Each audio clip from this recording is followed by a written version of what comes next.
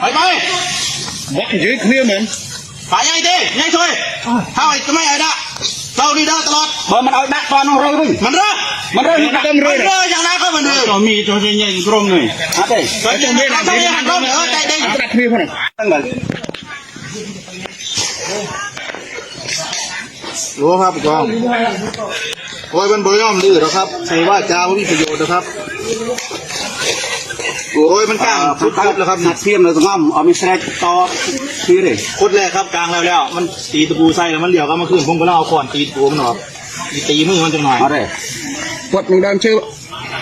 บอกมันเช่นนั้นนะครับมีอาวุธเบิร์ดปืนกลมันกระบอกนึงมัน6 7 คนเดี๋ยวดักเลยนะจอนเด็ดเลยนะเฮ้ยจะมาใส่มาเจนยังไงจะตีมือเอาได้ดิฮะตีมือนะไปบอกยืดเคลียร์เหมือนฝ่ายใหญ่ดิใหญ่ช่วยถ้าจะไม่ไอ้ด่าเราดีด้าตลอดมันเอาดักตอนเราเลยมันเรื่ออ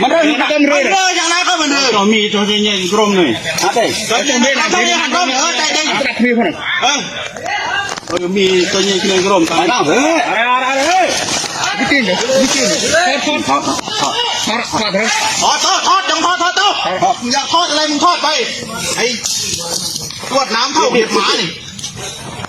ตัดทิ้งนี่ขโมยด้วยมึงตัดนะโอ้ยหมดบางเล่าไปช่วยเที่ยวรถน้ำเขาใหญ่ดูโอ้เท่าหิ้งมวยทำตัวแล้วตัดไปนอนในบ้านเลยอันนี้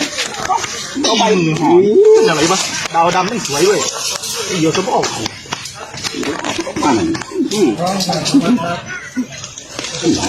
ใช่ครับเขาจังเลย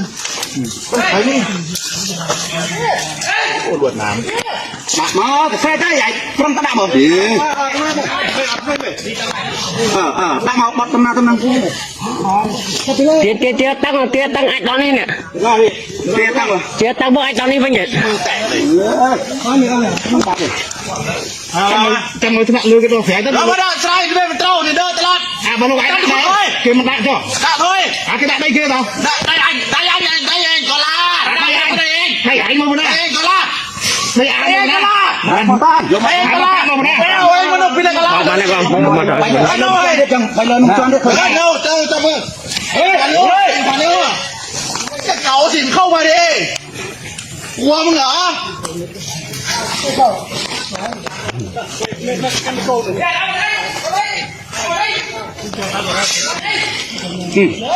่นั่งไปย้อนนี่ขึ้นไปย้อนนี่เอาออกไม่ใช่เอาออกให้คุยกันมองนั่นโกยนี่โกยตรงไหนนี่โกนลูกเบียร์ตุ้ยการก็เลือสิยออะไรไปนั่นเลย